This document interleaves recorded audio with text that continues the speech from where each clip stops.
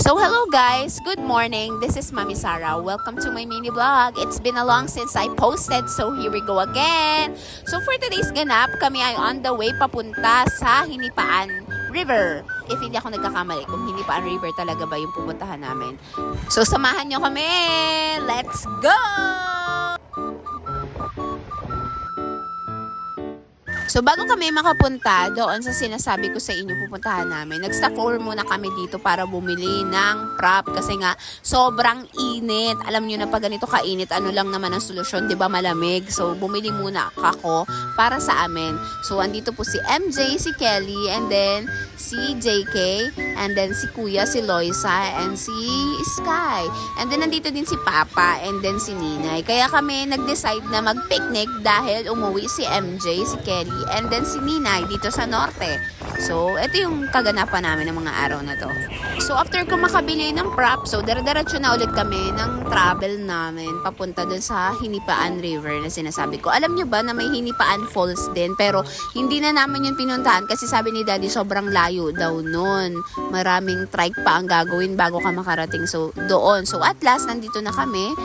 So, it's time for us to swim.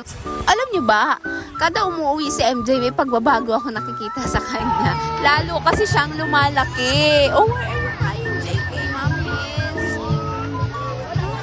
Ingay ni JK, nagpo-voice over ako. Umiyak siya. Nag-aarte lang talaga naman siya. Nagpapapansin ba? So, ito na yung paliguan na sinasabi ko sa inyo.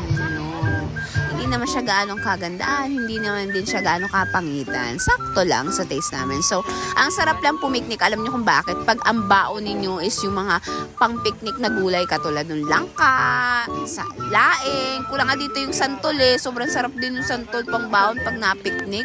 So, yan ang baon namin. At meron din chicken curry pala. So, enjoy na enjoy ang mga bata. Alam nyo, sa piknikan talaga, lalo na pag mainit. Yan, si Jake and si Sky, laban na laban yan, maghapon sa tubig. Sumabay pa si Ninay. Alam mo yung mga ganitong klase ng panahon talagang, mapapababad ka na lang talaga sa malamig na ilog. Pero ako, hindi ako naligo dito. Hindi ko din alam kung bakit hindi ako naligo. Wala kasi ako sa mood maligo talaga. Talaga, nagsama na lang sa mga bata, si Daddy, na para mag-enjoy naman sila. So, ito na nga, kaya pala kami nag-picnic din kasi magse-celebrate din pala ng birthday talaga si Ninay kasi mag-birthday siya sa susunod na araw na, nung mga araw na ito. So, nakatulog na si JK sa sobrang pagod. Nakaubad siya.